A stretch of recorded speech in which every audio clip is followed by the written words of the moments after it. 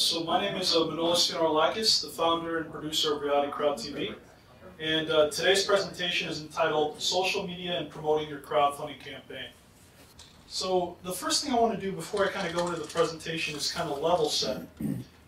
And really, the best way that I level set is actually playing a video that I find is one of the best ways that crowdfunding is explained. And how many of you have seen this, sorry, I gotta X out of this. How many of you have seen the White House video on crowdfunding? Okay. I'll bring that up in 1 second.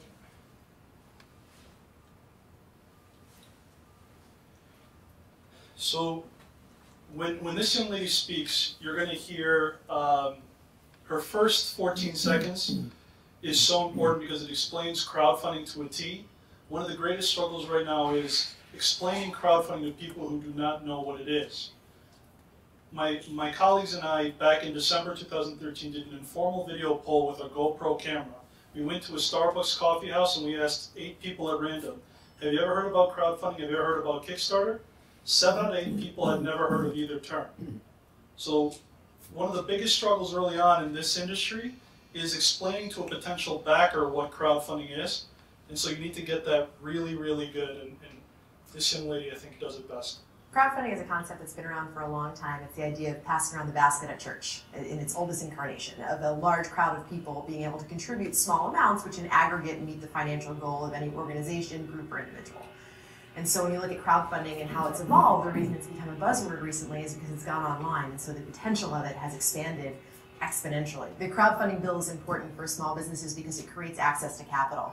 Access to capital that currently is very hard to come by. The basic concept of what this will mean for entrepreneurs and investors is that an entrepreneur will post a description, a very thorough description of their business, the finances, the business plan, what they're going to do with the money, the budget, etc. And they're going to be able to share this opportunity with anyone they so choose. Most likely it'll be their customers, friends and family, might be Twitter followers, people who share an affiliation with them that they think might be interested, etc. The investor will then pledge a certain amount of capital that they want to invest. If the fundraising goal is met for how much money that entrepreneur is looking for, then the money will transfer to the entrepreneur. So it's an all or nothing arrangement. What I hope that America will now see is that after the SEC rulemaking period is done on the crowdfunding bill, approximately 9 months from now, and platforms can be created and launched that allow for crowdfunding, that entrepreneurs who currently feel like funding is a roadblock to them achieving their success can now have the opportunity to succeed. I strongly believe that crowdfunding is not just for high-tech businesses. I in fact think that the majority of people are going to be using this in the long run. The majority of businesses in the country are small businesses, and that's who can really take advantage of this. So just a point of clarification so that everyone's not confused. She was talking about equity crowdfunding, and back in April of 2012, the Jobs Act was passed. But the basic premise of how she explained it holds true for the rewards-based crowdfunding, which is the Kickstarter and Indiegogo models. By the way, ProFunder is no longer in existence because the SEC has taken so long to pass. I don't think they're even around anymore because they were banking on the unaccredited investor crowdfunding. So will there be equity, is there equity crowdfunding or there is not yet? There is now. So there were 7 main portions of the Jobs Act, and they implemented 2 of them since 2012. Title I and Title II. Title I allowed for certain exemptions, and Title II actually allows for general solicitation of accredited investors. So previously, if you wanted to raise money for your company, you had to have a relationship with a wealthy individual. You couldn't just go out on Twitter and tweet out, hey, wealthy individuals, you know, come invest in my company, here's a link to my PayPal account. You couldn't do that prior to this law. But now, with this Jobs Act, they now said that anyone, even if you don't have a relationship with someone, can raise money from wealthy individuals, accredited investors. These are people who make $200,000 a year or are worth $1 million in net worth, excluding their personal residence. You can build these relationships that you could have not done previously through the internet, through other terms, as long as the messaging in the funnel is through an accredited investor crowdfunding platform. So you still can't do it through a PayPal account, but now you can stand in front of a room and say, I'm running a crowdfunding campaign for equity or debt, and here's my link to the crowdfunding platform. So that's a huge change. It's raised over $110 billion this year. It's not publicized a lot, but already $110 billion has been raised in the equity market through this new law. But only the wealthy are allowed to invest. But you guys as startup entrepreneurs, you guys can actually put your startup to get funding. You just can't invest in other startups, but your startup can get funded by these wealthy investors. So just because it's only for the wealthy to invest doesn't mean that you as a startup company or as an entrepreneur cannot benefit from it. It just means you can meet people who are wealthy that you could never reach before.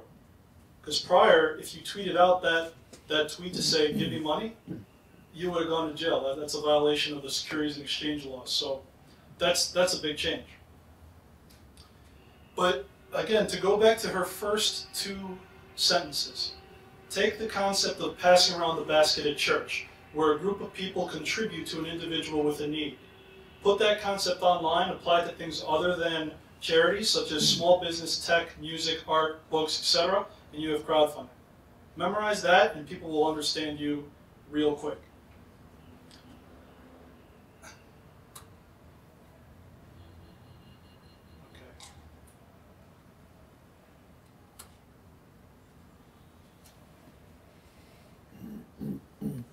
Oops. Sorry, guys. Technology here. So once again, my name is Manolis. I'm the founder of Reality Crowd TV. We're going to go through these topics today, and I'm going to have to do it a little bit quickly, just in case we run out of time. We started a little bit late, but we'll go over. We went over what is crowdfunding. We'll talk about developing your strategy, picking the tools that you need to actually promote your campaign. We'll give you kind of a good task list so that you can actually assign tasks to your team members who can help you do this. How to do your accounts, identifying the keywords to your project, and how to actually build and engage your crowdfunding crowd. So I'm a member of a lot of the organizations here. If you all are trying to learn more about crowdfunding, the first place you should go is these professional organizations. The Crowdfund Professional Association is for really the practitioners in the industry, the consultants, but it's increasingly going towards the entrepreneurs. Crowdfund Intermediary Regulatory Advocates, it's more so for the funding portal, so that's really good if you want to connect with people who run crowdfunding platforms. And National Crowdfunding is for everybody.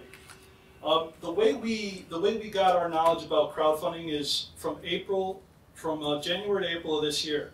We did a nationwide tour of 9 different states to promote the crowdfunding movement. We went to incubators, accelerators, co-working spaces in Connecticut, Boston, New York, DC, Atlanta, Jacksonville, Houston, Austin, Denver, and Seattle over a 4-month period. And we spoke in front of audiences, and we really educated people on this process. And the amazing thing is that even the incubators and accelerators, the entrepreneurial spaces, were not providing their entrepreneurs with good advice. They were giving the advice for crowdfunding to be, oh yeah, you should just run a Kickstarter. Great idea one day, a week later, just throw your project up on Kickstarter. Unfortunately, that's not how it works. It's a 3 to 6 month process that an entrepreneur needs to go through what I like to call the 9 stages of a crowdfunding campaign. And so that includes your business plan, securing your intellectual property, social media, PR, your strategy to roll out your campaign. And I actually have a separate presentation on the 9 stages, so it probably would be good if I did that today, but that's all right, we'll go through this. But ultimately, the reason why you're spending 3 to 6 months before you ever launch your project is because you're trying to get the all-important 30% of your funding goal within the first week of launch.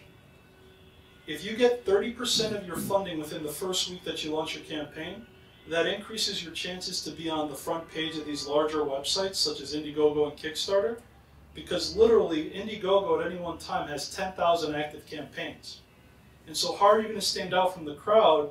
You have to have that early momentum in order to get to the front page. And 10,000 sounds daunting, and it is, but these 10,000, maybe only 500 of them are really quality. The other ones are people who just had a great idea and threw it up there a week later, and that's how sad the industry is right now. You have a bunch of people just throwing it up without any planning.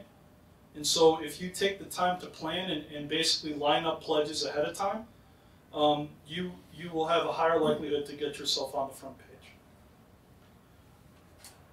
Former auditor, so how did I become a marketer? I don't know. I mean, it's a funny story, but used to be an auditor for the Hartford Insurance Company, used to work for Deloitte & Touche, auditing S1s for a broker-dealer that went public back in 2008.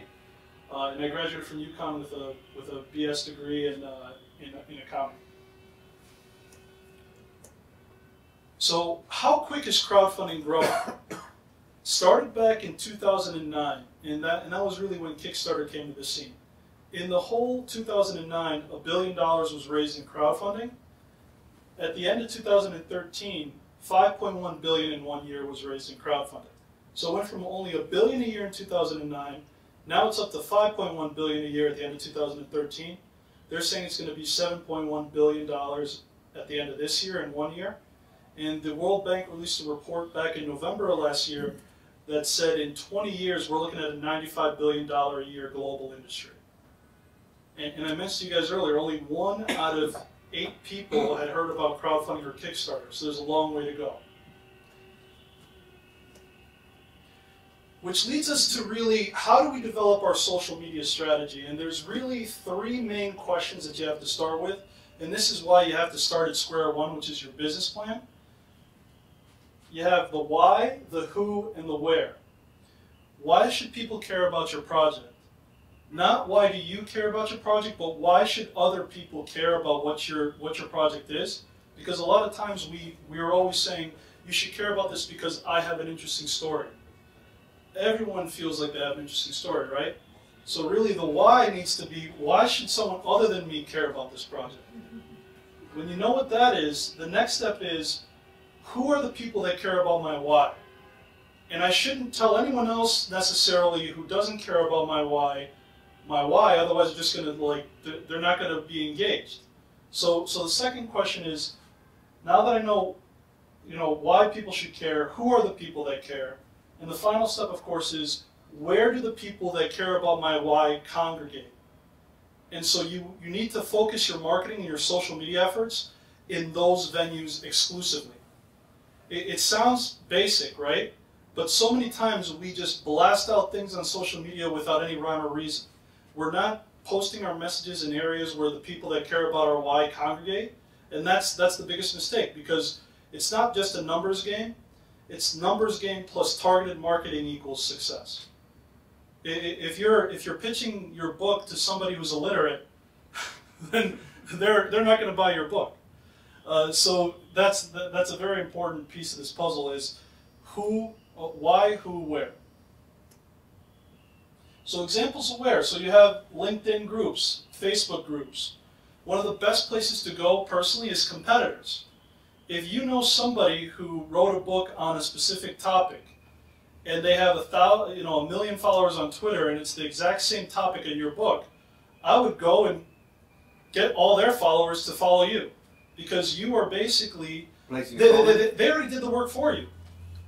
Just by placing a comment on their websites or web pages? So the way that social media works too, and actually this is a good question. The way that social media works in general is if you follow somebody back who is someone who's likely to care about your why, then they're going to follow you back. Reciprocity. The way you grow social media at a very basic level, you follow them and they'll follow you, so long as you're providing something that they're interested in. And so I would go to that potential competitor and say, okay, so this is their followers. I'm going to follow their followers, and they're probably going to follow me back. There's a higher likelihood that they would, instead of just randomly selecting someone who doesn't care about what you do. And I'm going to show you tools that will actually accelerate that process. So it's one thing to understand what to do, but to do it every day requires tools that make it really quick and easy for you to do. And that's what most people don't know is, I know what to do, but I don't have all the time in the world to do it. So I want to show you the tools that will make you understand the basic premise and make you do it quicker. Backer sub. So if you're going to do something on Kickstarter, let me just check this out here. There's a company called Backer Sub, and think of them as the Groupon of Kickstarter projects. So active Kickstarter campaigns come to this site, and they pay Backers Hub to email their project out to their list. And so if you look at this, join a community of over 10,000 backers. Great deals on Kickstarter funded projects delivered to your inbox every month. And just so you guys know, I have a SlideShare account, and all these are free. I'm going to send you all my materials, including all the other SlideShares I have, so you guys can have it. So you don't. I want you to take notes, but just so you know, you will have all this. When they first started, their criteria to join Backers Hub, if I was a backer, to join their kind of exclusive club, was you had to have backed at least 20 Kickstarter projects. I met these guys right when they launched. And they literally have thousands of people in a private Facebook group, and they simply post a message. And I just kind of like do some research. When they post, I look, and then I look an hour later, and it's incredible how much it goes up. Because these are people who are just consumers. They are serial Kickstarter backers who want to see people succeed, and if it's a product that they want, you see the dial go up an hour later. It's incredible. So these guys are the Groupon of Kickstarter, basically. So that's a pretty cool tool if you're going to use Kickstarter. Other great tools are forums. So if you want, forums are good for two reasons. Number one, you can get good advice. If you have questions and you want a good source of advice, you can go to a forum and just ask questions. But number two, you have other people who have backed projects that go to these forums. So, for instance, discuss projects you backed.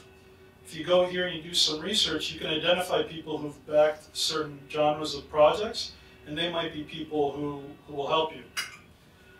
Full disclosure, unfortunately the website doesn't work, but I'll tell you another way to find them because I just got these guys as my client. So full disclosure, these guys are my client, but they're the only company that I know doing this, and it's really interesting. This is Crowdster.co, and what they do is they are an analytics software and supporter discovery tool. So they scraped all the data from Kickstarter, Indiegogo, and all these other crowdfunding sites, and you could do your pre-market research using this tool as a way to essentially, not recreate the wheel. When I help someone in crowdfunding, the first thing I tell them is, someone has probably done a similar project to you in the past. So why are you going to just create a profile and a video from scratch when you could do some research on Kickstarter and Indiegogo and pull up a project that was successful, who did something very similar, and just almost copy it, not word for word because your project's different, but copy the type of rewards, copy the actual description and how the video looks.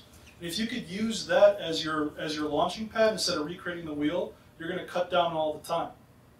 And so I wish I could show you this, but unfortunately the resolution here is not working so well. But essentially, if you go to Crowdster.co, you'll be able to do all this pre-market research because it pulls the data in. You could filter by your project category, whatever type of project you have. And then you could actually click on the Discover Supporters module, and it pulls every single individual who has either shared a crowdfunding campaign on social media or backed a crowdfunding campaign. And you could click and connect with them immediately.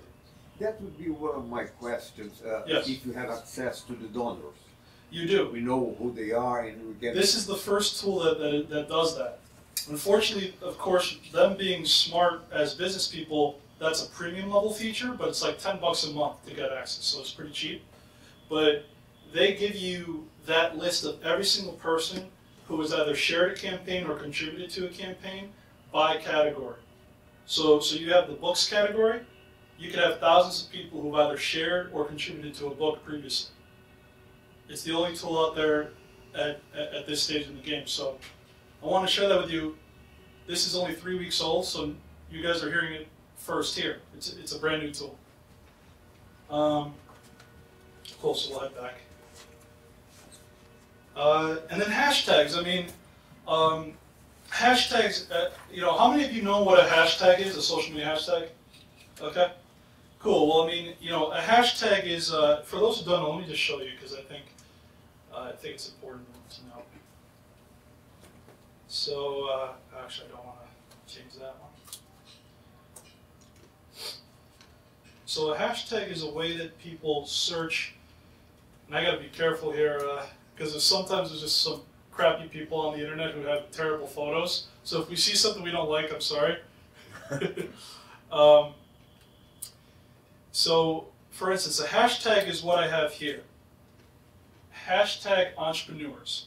Whenever someone types in hashtag and then a word after it, it creates a search within that actual social media platform. Hashtags work for Twitter, Facebook, Google+. They don't work for LinkedIn. But when you do this, the way that you gain followers who you would have never known possible, because the only people who see what you really post in general are people who follow you back. The way you get people to follow you who are not connected with you is by using hashtags, because anyone who uses this hashtag, you can click on the actual hashtag and it brings you to a search, results for hashtag entrepreneurs. And so you have the top posts, the people with the top posts who do that, and then you have all. You want to try to get to the top post, and the way you do that is by getting people to retweet you, by being engaging. How do we do it specifically? Hashtag and what? Slash something or? So actually, yeah, let me show you real quick. So on Twitter, you have this little bar that says what's happening. At the NYC Crowdfunding networking event, giving a presentation on social media and promoting your crowdfunding campaign. Great crowd. So what I did was I just typed the hashtag and then a word immediately after it, no spaces in between. I click tweet, and it automatically posts it. And so I can click on this, and now I go to the crowdfunding, results for crowdfunding, everyone who's tweeted about crowdfunding. So you see how that works? Basically, you just posted that onto crowdfunding, so anybody who has that saw that tweet. Yeah, I posted it on my personal profile. Right. But because I use the hashtag, anyone can see that post if they're searching that hashtag. Okay. So it really is like a Google within Twitter or a Google within Facebook. It's a way you could ensure. I mean, if you wanted to go directly, you didn't have to click on that. If you wanted to just identify people directly, you could just type in up here. You see this little search bar? You could just click hashtag. You could type in hashtag crowdfunding, and it'll take you to the same place, because people, you want to see who's talking about crowdfunding or the hashtag crowdfunding. And see, we were a top tweet already. So I'm hoping that soon people will retweet us, but we'll see. And so now anyone who's searching for that will find us.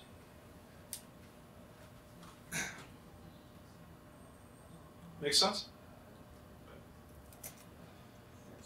So, your social media dashboard. So, one thing that people get overwhelmed with is, okay, so I have to post to Twitter, Facebook, Google+, LinkedIn, all these different platforms. This is overwhelming to me. I don't want to have to go to 5 different platforms to post one message.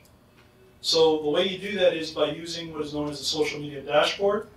And the best one that I find, at least for my purposes, is Hootsuite. Who here uses Hootsuite or Buffer app or some sort of social media dashboard? Okay, so only a couple of you, so I want to show you guys the power of this. So Hootsuite.com, it is a free service for up to 5 social media accounts, and most of you will only need 5. So you could sign up for this and link your Facebook, Twitter, Google+, and LinkedIn accounts, and you don't have to pay any money for it. What's it called? Hootsuite, H-O-O-T-S-U-I-T-E. And so it's free up for 5 social media accounts, and what it allows you to do is you can literally link your profiles like I have, select which profiles you want to send a message on. So I'm just going to show you that. I mean, I linked more because I actually manage other people's accounts. So I upgraded the $10 a month plan, and you can get up to 50 accounts for $10 a month. It's pretty reasonable. And so I'm just going to select, let's say, 12 different accounts that are related to Reality Crowd TV, and I'll show you how this works. So, grateful to be speaking at the NYC crowdfunding event with, what is your Twitter handle for Crowds Unite?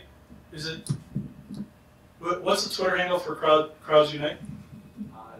Pretty sure it's just Crowds Unite. Okay, at Crowds Unite. It might just pop up actually. There you go. With Crowds Unite. And do you know what the Twitter handle is for your accounting firm? At Eisner. And how do you spell that? EISNER AMPER.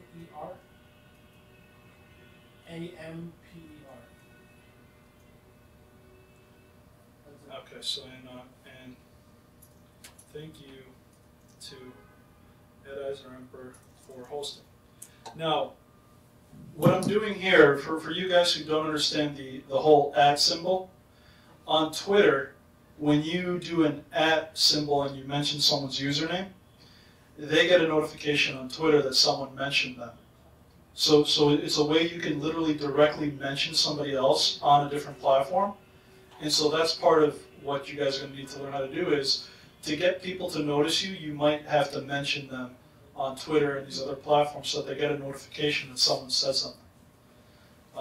So I've selected 12 accounts, and I'm going to click Send. And so these are from Twitter, Facebook, Google+, LinkedIn, all my different types. And it just said message posted. That one message went to all 12 of my accounts with one click of a button. So I didn't have to go to all my 5 different accounts. I linked them all here, put it out once, bam, gone everywhere. That just saves you probably, I don't know, however long it would take, 30 minutes? I mean, for me it might take 5 minutes, but for some of you who might be, new, it'll save you a ton of time. Plus, if you're really ambitious, you can schedule this out.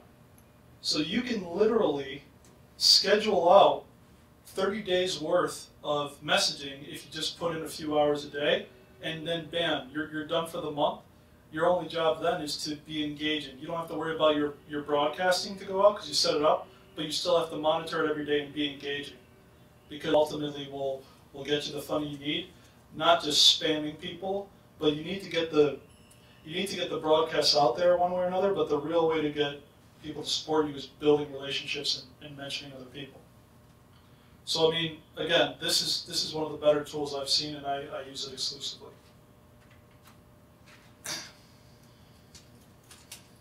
So another tool specifically for Twitter, and by the way, guys, is this valuable? Do you guys like this kind of? Is this valuable, or is everyone sticking with me? Yeah. Okay. Cool. One other tool that I want to just show you real quick is Just Unfollow, and this is for Twitter. JustUnfollow.com. So, remember when I said that you can, copy your competitors' followers, and that way you could get your following growing quickly.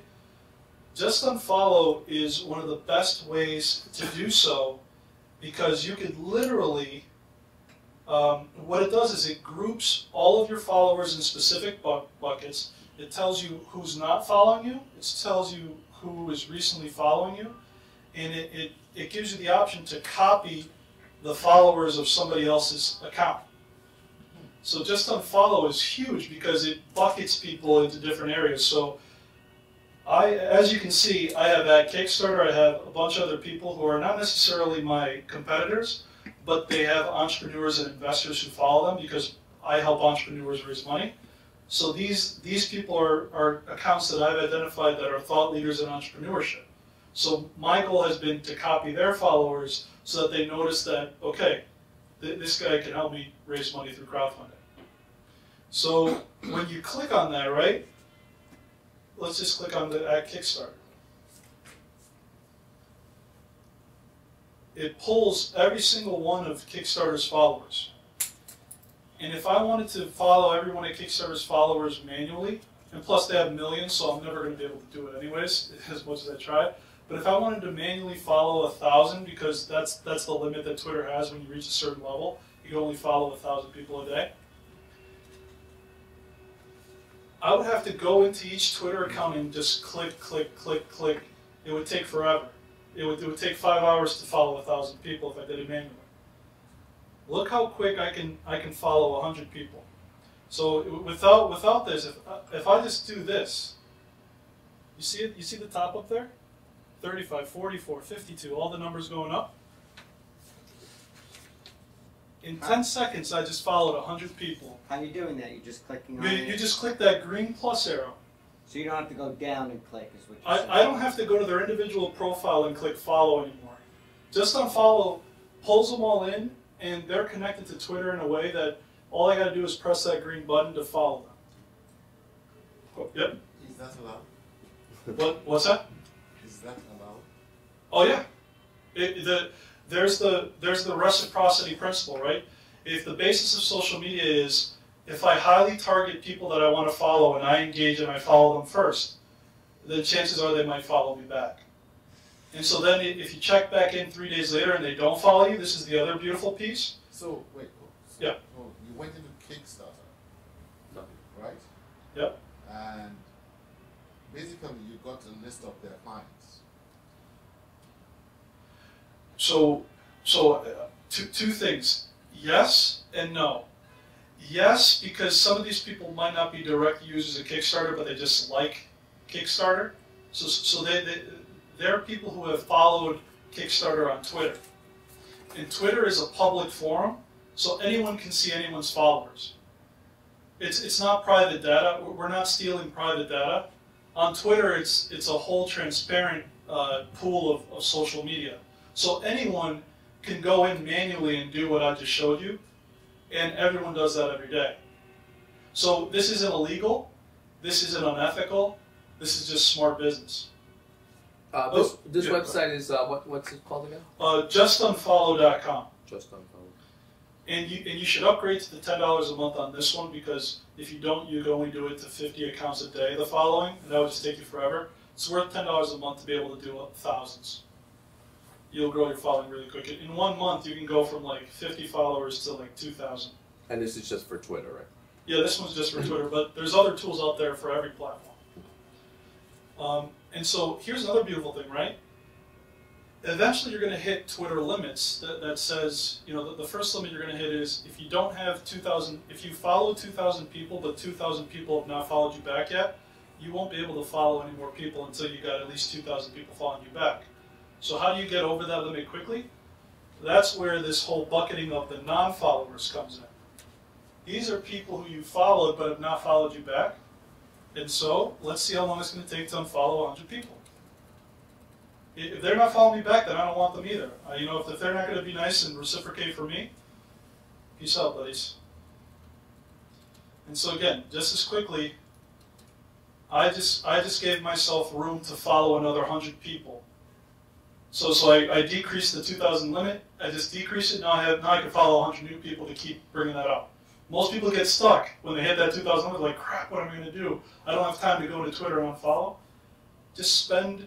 And again, you don't want to do this every day because Twitter gets pissed off when you do it every day. So if you do it once every 3 days, you're good. What did you do? You followed 1,000 people, 100 people. Then you went back 2 days later, and you could check if they followed you. Is that what you just did? Yeah. So 2 days ago I did this, and so initially when I did this, I had 1,000 people who were not following me back. And then, as you guys saw initially, when I looked today, there was 550 people who still didn't follow me back. Right. So out of the 1,000, 450 followed me back.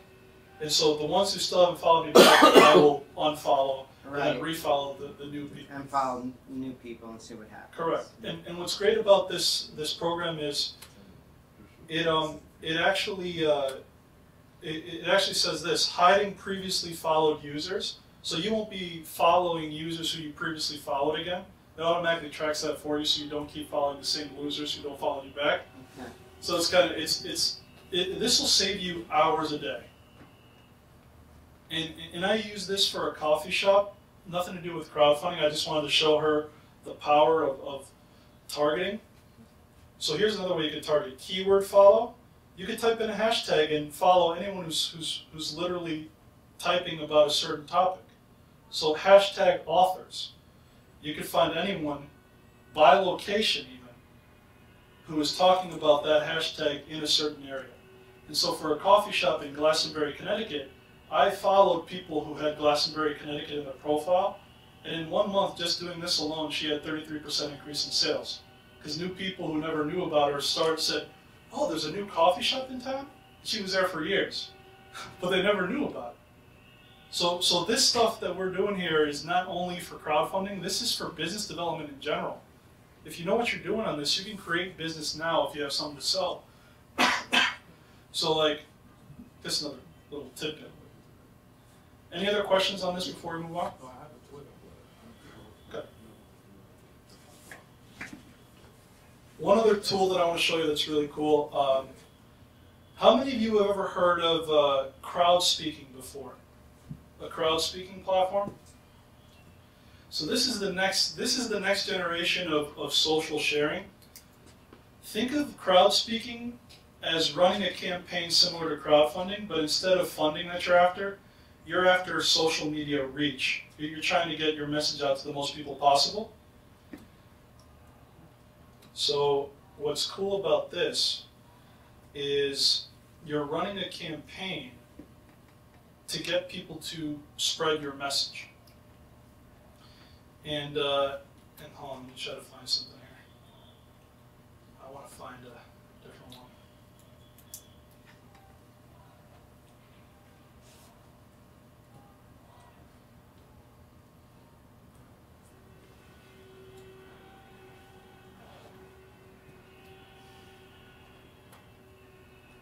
Sorry, bear with me for a second, guys. I want to show you one that we did for one of our clients. So yeah, this was one of the largest ones these guys had on their platform. So these guys had a crowdfunding campaign that they launched a little while back, about a month ago.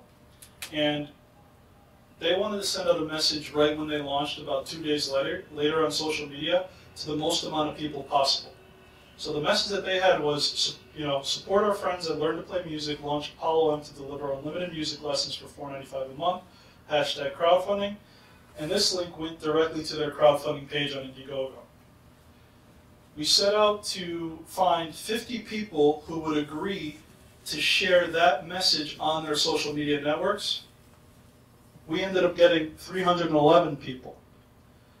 Those 311 people combined gave a social reach, meaning the amount of impressions that could potentially see this message, of 6.9 million people.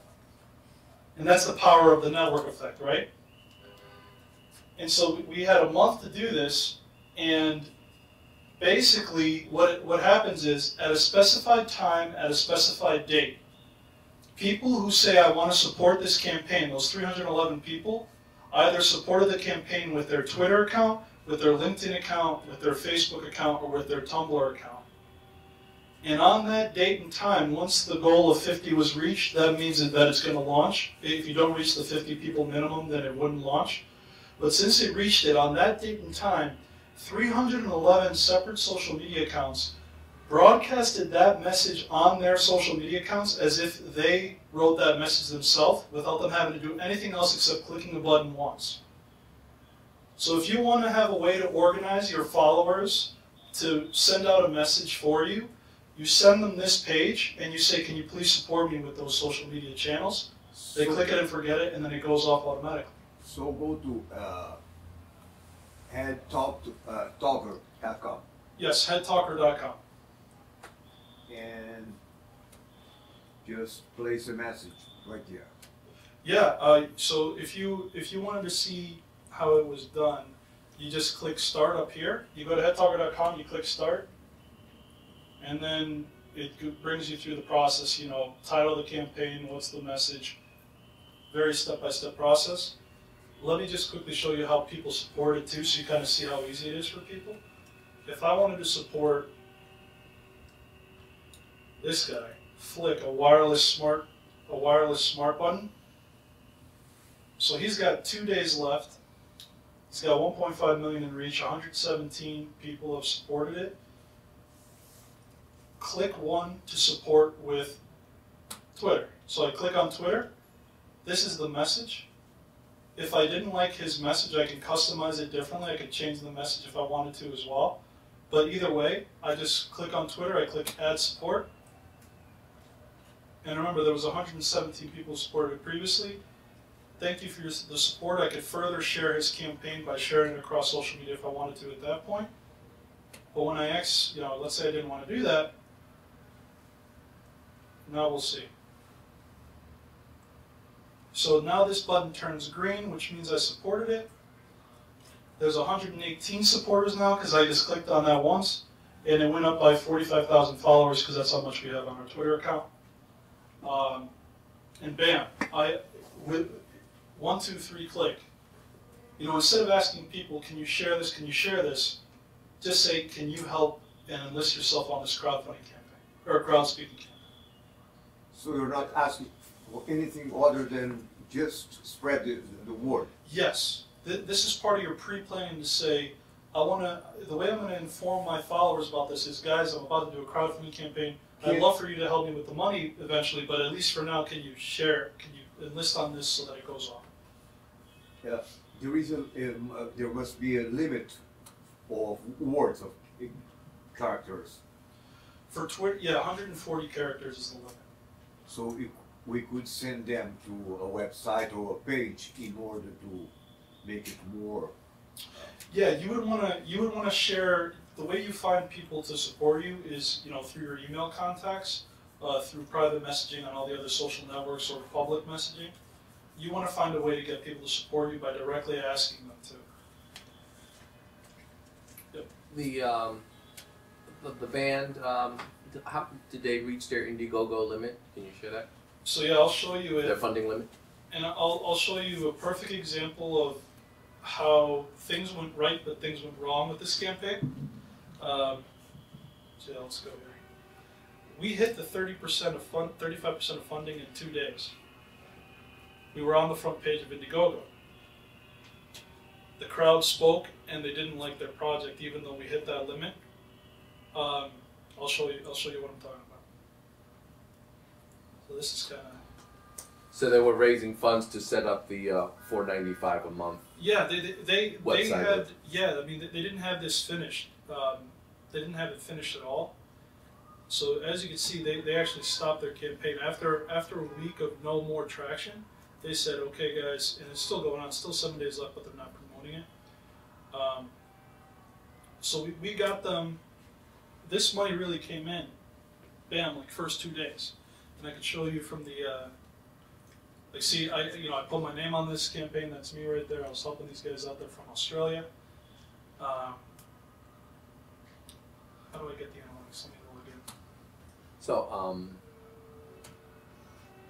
So the crowd spoke, and you said that, nobody wanted to fund after that reached that limit? I mean, technically, the amount of traffic that we drove to this, if it was something that the crowd wanted, there would be no doubt that they would be funding it.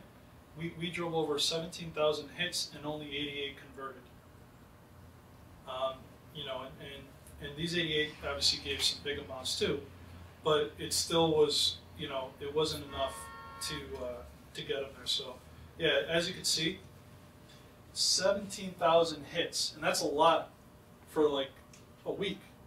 We were able to help them with all the social media and all the other promotions we were doing for them, but they quickly realized that for whatever reason, there wasn't the conversion. And I wasn't involved with the actual messaging piece as much with them because they had other people helping them with that. They just said, we need you to just drive the traffic, and that's all we want you to do. I gave them some advice, but mainly they wanted me to drive the traffic. Did they have a video? What do you think? Yeah. What do you think the issue was with them? You know what? You guys want to watch their video, and you guys can tell me if you guys think it's like. Sure. Yeah, I mean, you'll see the video. I think you tell me if you think what they had was compelling.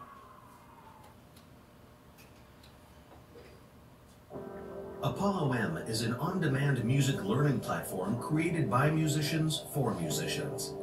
Like Spotify is to songs and Netflix is to film, Apollo M gives you access to thousands of world-class book, audio, and video lessons covering every musical instrument, genre, style, and experience level. Apollo M works online, offline, anywhere, anytime, on every major platform and device. With a monthly subscription fee of only $4.95, there's no other app or online service that can match its content, functionality, or value. Apollo M interactive gameplay will be the most advanced music teaching tool available. Apollo M Toolkit will include the essential digital tools every musician needs to learn, practice, and play their instrument. Through licensing deals with other major content providers, we will expand the Apollo M library to include hundreds of thousands more lessons and titles. Apollo M's user-generated content program will allow music professionals to share their own content and generate income through our royalty-per-view payment system. Apollo M Connect will be a social network connecting you with other passionate musicians and professionals. And if you're a music teacher, school, or association, we have a multi-subscription program which will actually make you money. The Apollo Music Platform is our greatest innovation yet. And together with your support, we really can make sure that everyone with the passion to learn and play the music they love gets to have that moment they'll remember forever.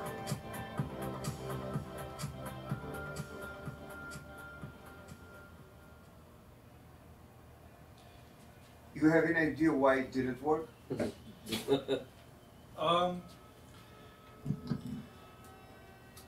Kickstarter, I think, is a personal endeavor, and you didn't see the founders on there at all. It felt like a commercial. There wasn't an emotional drag on it. And I told them a little bit about that, and they said, well, no, we want to look professional. This is a big deal. And I'm like, guys, Kickstarter is professional but personal. You have to have that personal touch. So part of it would be, I think, that element. And also, it was very focused on Apollo M is this, Apollo M is this, Apollo M is this. Well, what's in it for me? They might have missed the mark there. Aaron, you have a comment? Yeah, sorry. Basically, I think also a big part of why that wouldn't appeal to people is, think about when you're crowdfunding, right, and you're on something like Kickstarter. It's about the story of how you've gotten to where you are, what you're selling, and getting that emotional connection with someone who's looking at this page for 30 seconds. Yeah. They're not going to give their money to you just because you're asking for it. They have to feel that you're doing something that's worthwhile. I mean, maybe they put on, pictures of kids learning to play instruments in elementary school. That's something people can identify with. That's something that many people have gone through and who have done that and maybe didn't have access to private tutors, and you could actually make an emotional connection to, versus seeing this very professional, clean-looking, video that, in all honesty, it looks like they got plenty of money, and why do they need my money? Yeah. Really, when you look at that, that looks like something that you'd see from Apple. Yeah. Why do they need my money to contribute to that? I'm just helping them, further their pockets, not helping them get to a goal that I can agree with. Yeah. Aaron, 100%. And I actually believe that they changed their video. Now that I think of it, because I watched it before, and they did actually have a couple people on the last time. So knowing that they didn't make it, they just changed their video because they know it's going to last forever. So they wanted to present themselves differently. But even the video that they did have had that same effect. They've been around for 33 years. They're out of Australia.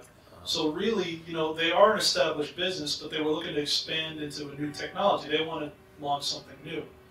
But they didn't do a good job of showing that personal element. Even in the one that they did have, there is a personal element and a personal emotional appeal that needs to be there. It still has to be that level of professionalism, though. But you can have that level of video quality and have an emotional appeal, but you need to have that high quality video as well. Excuse me. Yes. One of it's funny because this is precisely almost one of my competitors. The reason I would never get anything from this site or people, first is because it sounds like McDonald's. We sell 1 million, you get lost. Sure. I sell specific things. One thing that I'm radically against, learning for free or $4 a month at internet. My products, my clientele are teachers, I sell my books to teachers because nothing more important than a teacher teaching you how to play, but not online McDonald's projects. Yeah. Give jazz a chance. What may differ my business from this business is that as an arranger, I'll be creating new studies almost every day. That for me is like breathing. And I sell that to music teachers and music. Eventually you may get one of my books. Sure. But I'm not into taking anybody out of work, selling how to become the best classical pianist for only $4 a month. You have to pay $100 to a good teacher. That's the reality. That's a lie. Yeah. That's why No, I mean, you're right. I mean, it's only catered to a certain audience. I mean, if they're promising that someone's going to become a Beethoven from this, absolutely not. Another thing, a medium products. I sell a couple of products. You can see them and you can hear them just by clicking that score in front of you. Yes. That's it, because you don't know what these guys are selling. No, you're right. They're saying we'll sell with access to a million things, but I would like to know one item that I'm buying. And that's what I will. They didn't have a finished prototype either, and that's a struggle. When you don't have a finished product to show, it's very hard to do it. That's about almost all these websites, the music websites. They have a beautiful cover, but why should I give $19 plus shipping and handling if I have no idea of what that thing is gonna sound? Yeah, they didn't do a great job That's on the that. taste of the food. You're right. No, you're absolutely right, George. I'm happy that I saw that. Yeah, exactly. I mean, you know, it shows that marketing alone cannot solve the issue. It shows that, you know, you have to have a convertible project. If you could drive a ton of traffic to it and you only have 89 out of 17,000, then that means we need to drive like 1 million views for them to even get close, for someone to even care about it. And that costs a lot of money. It's possible, but it costs. I mean, you know, it would cost more than $100,000 to get them probably that. But what was their goal? It was $100,000. $100,000. Okay. And so they hit that critical 35%. It worked like clockwork. They hit it, front page of Indiegogo. So I, from firsthand experience, this works, and that's why they got a ton of traffic, because they were there for a good 12 hours. And they would have stayed there if they actually converted more people, because the more people who donated, the hotter the project becomes, and it stays there, stays there, stays there, and bam, it's starting to raise a lot of money. But this didn't have a good funnel. Did they get that money, or that money didn't? They sent out a message and said, "We're going to refund everybody all the money," because they realized that, you know, we really can't do this without that money. Right. So we're not just going to take your money and. So they were asking for $100,000 to build the website. To build it, yeah, and they only raised 30%. So I mean, they're going to give that money back. With Indiegogo, you don't have. Do you have to Indiegogo? You don't have to, but reach a limit. But as an ethical decision for them, they said they sent out a message saying, guys, everyone who donated, once the campaign's over, we're going to give you your money back. We're still going to give you a free ebook for saying thank you. You know, they're going to give them something still, but they're not going to keep the money. They're going to give them something for free. Okay. So even with the tools that I shared today, for a lot of you, you're still going to need more people to help you. It's not just going to be an easy thing for you guys to manage on your own. So, I mean, you're going to need people to help you create content. You're going to need people to manage the whole Hootsuite functionality. You're going to need people to actually, whose only job is to monitor what's happening and engage and talk and interact with people on social media. And, you know, you're going to want to be able to create strategic partnerships like myself and Crowds Unite, where we cross-promote each other's ventures, just like you could cross-promote someone else's crowdfunding campaign. So, I mean, the relationships you build, you could build ambassadors to your cause, like Crowds Unite and us. We're like two peas in the same pot. So that's kind of that's the kind of service that you offer. Yeah, we do hands-on stuff with social media.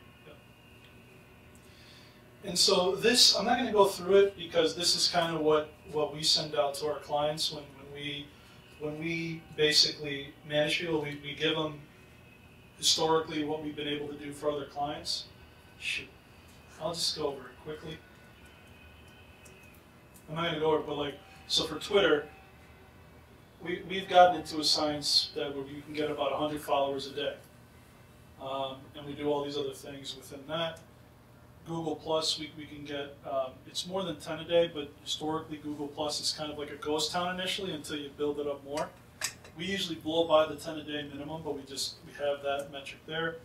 Facebook, 100 a day with a budget. Because Facebook is pay to play, you have to have a marketing budget for it. If you're trying to grow it organically, it's going to take you a long time to build traction. But if you put like a $10 marketing budget, you can get it to like 100 a day. LinkedIn, over 10 connections a day. These are first level connections. And LinkedIn, I think, is huge. You can literally search for keywords in people's profiles and connect with people who would directly care about what you're doing. For strategic partnerships in business, I mean, luckily over the last 5 years, I kind of got on it early. I have 12,000 connections currently, and it brings so many opportunities. And it makes you be a connector for others. Like others come to me and say, hey Manolis, can you introduce me to this guy? I'm like, sure. And then, then that guy also brings it back to me eventually. More business development stuff. But I can give you all that because those are the tasks that you're going to want your social media team to kind of work on these different platforms. So this is important too. This is more of your actual identifying of what exactly are the keywords to your campaign. Like what is your product or service all about? Because if you're hashtagging, hashtag, reading is good, can I have the story now? Or, whatever the case is, you'll end up, no one's going to hashtag certain hashtags. You need to go where the popular hashtags are. So if you're an author, hashtag author.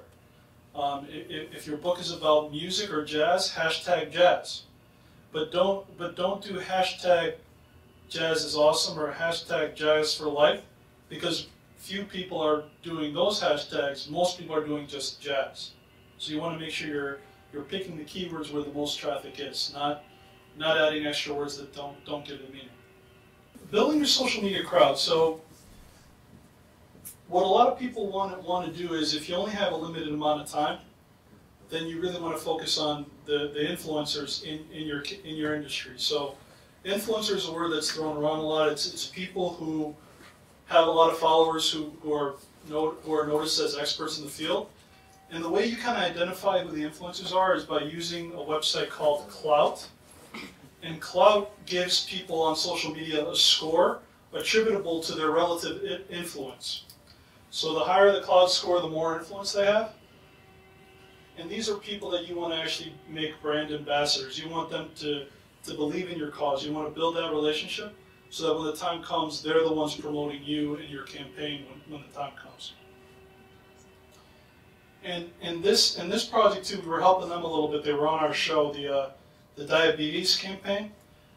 She herself is a little bit of a thought leader in diabetes, but all she did was participate in Twitter chats that ultimately got her funded. So let me just show you this campaign. She was one of your clients?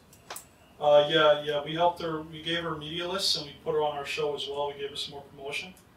But I want to show you, they wanted to raise a total of $5,000 and they raised $5,427. But you'll just watch it. They're from Australia. Really nice people. Dr. Jessica Brown is the head here. And aside from just being really intelligent, she's just a really nice person. And you'll see their whole thing.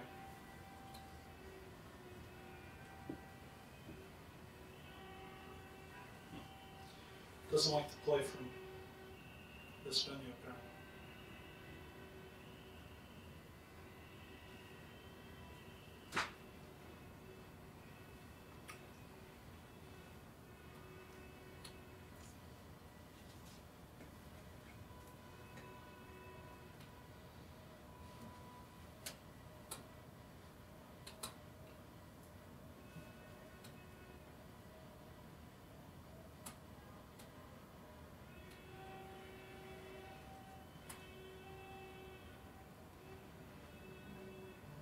People with type 1 and type 2 diabetes have told us that they experience these stigmatizing attitudes and behaviours from their friends, family and health professionals, and have observed them in the media.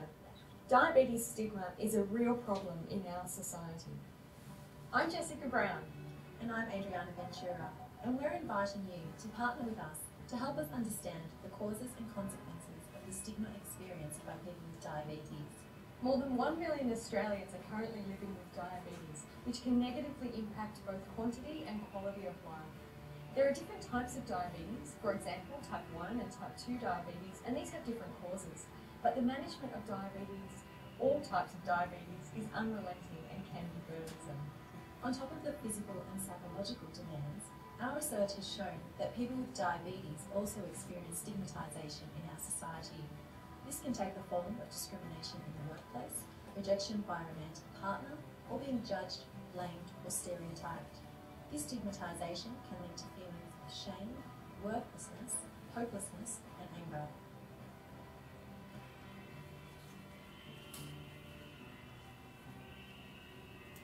Perhaps you know someone with diabetes and you don't think it's fair that they might be treated this way. Perhaps you have diabetes yourself, and as you watch this video, you're remembering one or two negative experiences from your own past. Or perhaps you don't have any lived experience of diabetes, but you are the kind of person that does not want to live in a world where people are treated differently on the basis of having a health condition. By pledging money to this project, you are actually pledging your support for our research, which ultimately seeks to minimise the scope and impact of diabetes stigma. With your donations, we will roll out a national research project designed to give people with diabetes an opportunity to make their voice heard on the topic of diabetes stigma. This will be done in the form of a survey that will include questions about the perception and experience of stigma, as well as other related topics such as employment, social support, and mental health. Diabetes stigma is a real problem. Join with us as we take the first steps to stop the stigma. So see, like you could tell this was more personal. You saw them. They told you exactly what it was about, and you felt like you could actually help them. You know, you got that feeling. And so, what we also do, they came to us after they launched their campaign. So usually when someone comes to us at that point, we can't really do anything for them.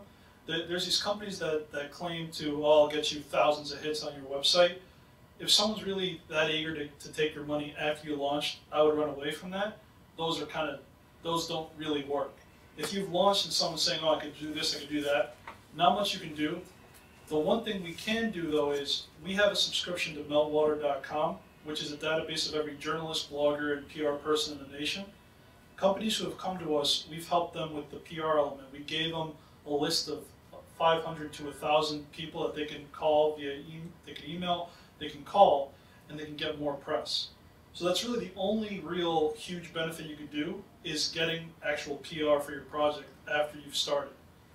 We don't work with people hands-on after they started. We say we could sell you a media list, and that's the best we could do. We can give you a little hint on how to pitch it, but we don't have a service offering for that because at that point it's kind of too late for us to help you.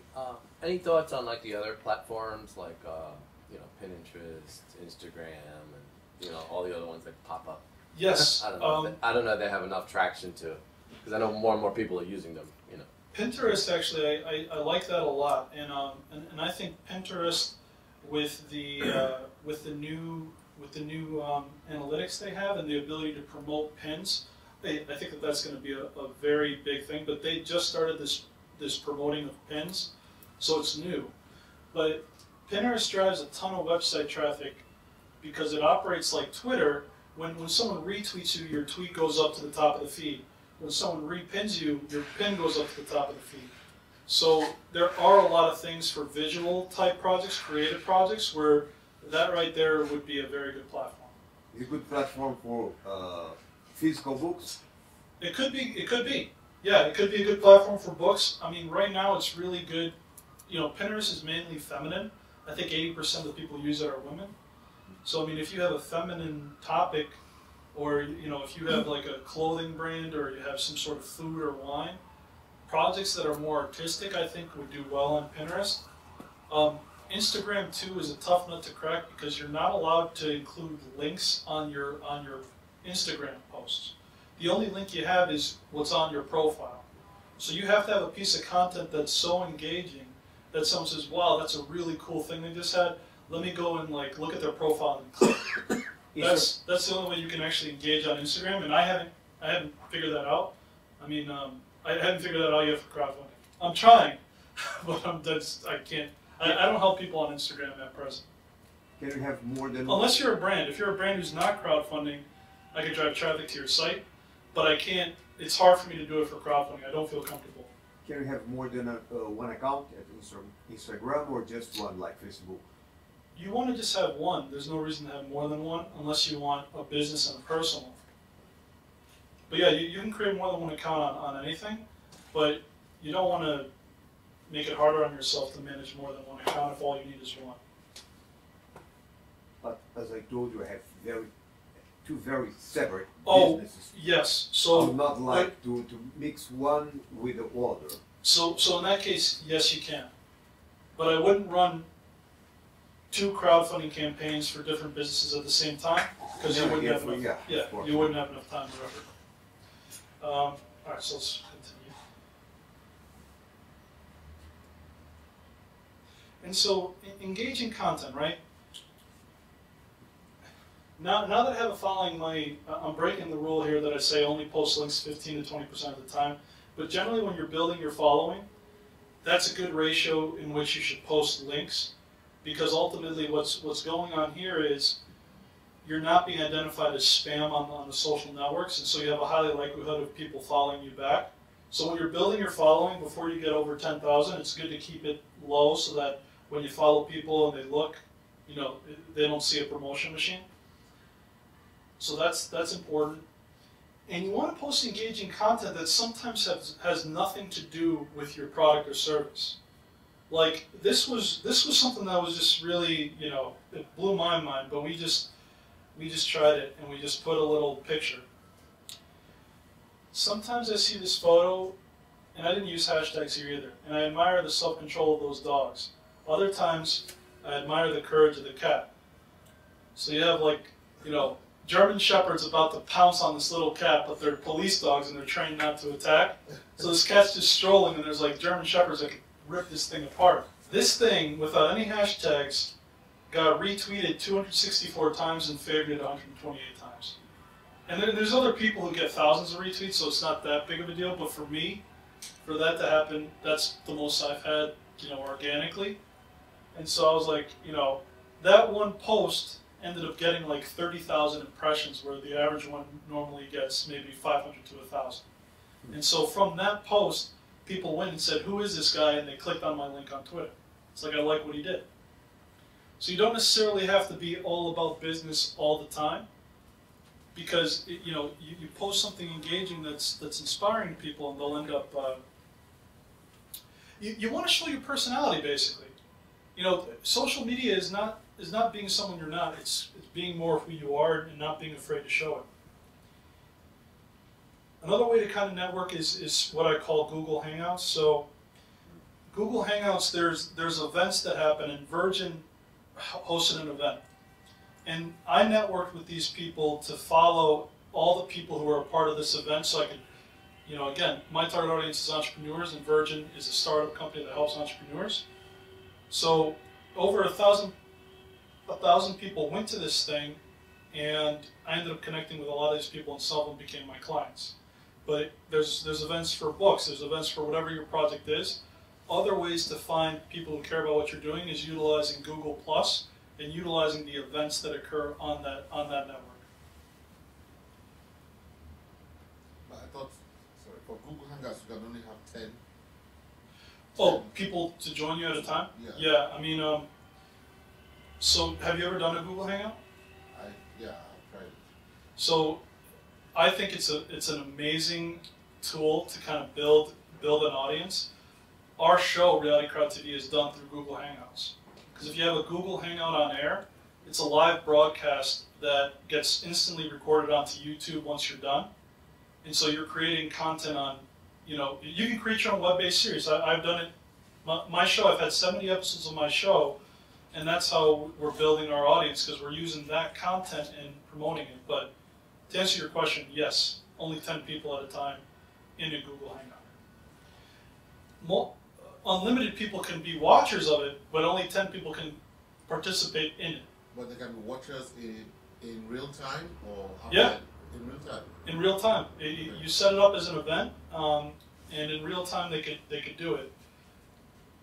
So upcoming events, actually, I forgot to cancel this, but I forgot that I had to do this, so I have to cancel this event. But I was going to do Intro to Crowdfunding for Nonprofits. It says in 18 minutes this is going to be a live event that's going to start. So I actually have to cancel this ASAP. But it's a great venue, great way to kind of connect with people. I forget it. I didn't promote it enough anyway, so well. Give me 1 second. I'll show you really quick how to cancel an event. Not that you really want to see that, but I just want to be fair to the people in here. But to create an event on Google Plus, right? If you guys have never seen this network, you would just scroll here and click on Hangouts. And it's as easy as these simple stuff. You start a Hangout on there. This is the ones that get recorded and automatically transcribed onto YouTube. Give it a name, tell people what it's about, set it up for later, a date that you want to host it, announce to the public and click share, and bam, you just created your own event. And so at that date and time, you could pull people in and give them a direct link to join the actual Hangout from anywhere in the world. And it's a great way. So for SCORE, if entrepreneurs are saying, how do I become an authority in my field? Tell them to start their own show on the topic of choice. Ask them to interview people who are thought leaders, and through that, they're going to build their profile just through association. Ask me how I know. So, that's it's a huge tool. Like this is the things that I really want to get people to realize is that it doesn't. People come to crowdfunding because they think they don't have any other options. So as much as I'm a proponent of crowdfunding, I think there's other ways that you could learn from using these internet technologies and all these tools to just make more sales, where you just don't need crowdfunding. You just need maybe more sales. So like a lot of times when I turn people away, I ask them questions. I say, do you have something to sell now, technically? Like, why do you need the funding? Do you need to actually build what you're going to sell, and that's why you need it, and that's a valid reason? Or do you actually have something to sell now, and you just don't know how to sell? It's two separate problems. Crowdfunding can help in both, but sometimes I don't want them to go down that route if they can avoid it, because there's no guarantee. That company from Australia that learned to play music, we were working with them for a few months. And so they paid us our monthly retainer fees, and then they failed.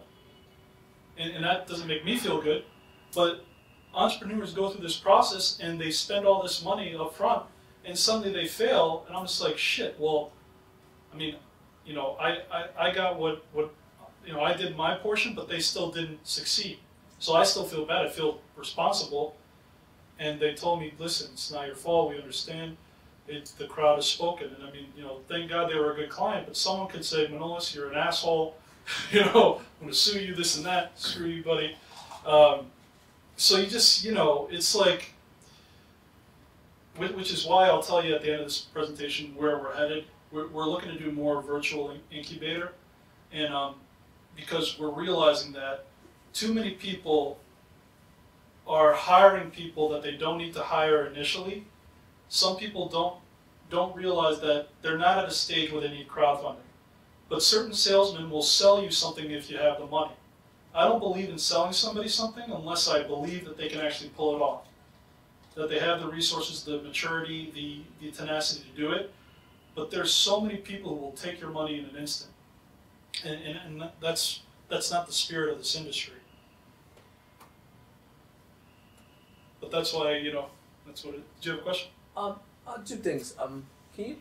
What are your thoughts on like people like, let's say, like Spike Lee, who went to crowdfunding to raise money for his latest movie? Obviously, he didn't need the money, but he wanted to raise like $1 million for his next project or something like that. I guess it's more just to build up steam. But I mean, he didn't have to though. But yeah. So there's you raise a good point. There's two sides to that issue. I personally believe that it should be raised to the people who can't afford it. I don't like that when it happens. I mean, who was the other one? Veronica Mars? Right. And then the other guy who was from Scrubs or something did it too. That's money that entrepreneurs needed. They didn't need to use this venue, they just used it as a promotional tactic. Their argument is that as a result of the press that crowdfunding got, they brought millions of new visitors to the site who then contributed to other people who were on the site.